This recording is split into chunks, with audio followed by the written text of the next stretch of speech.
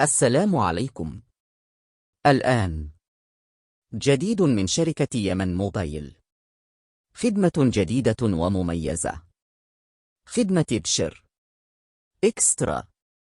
تمنحك هذه الخدمة سلفة رصيد 200 ريال شاملة الضريبة. الخدمة متاحة لجميع مشتركي 3G وال4G وال4T بنظام الدفع المسبق، وسيتم خصم 200 فقط.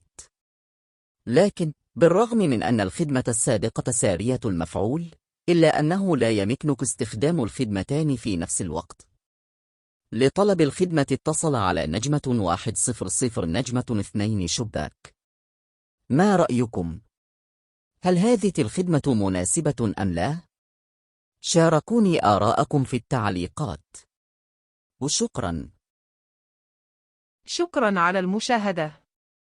لا تنسى الاشتراك في القناة والإعجاب بالفيديو.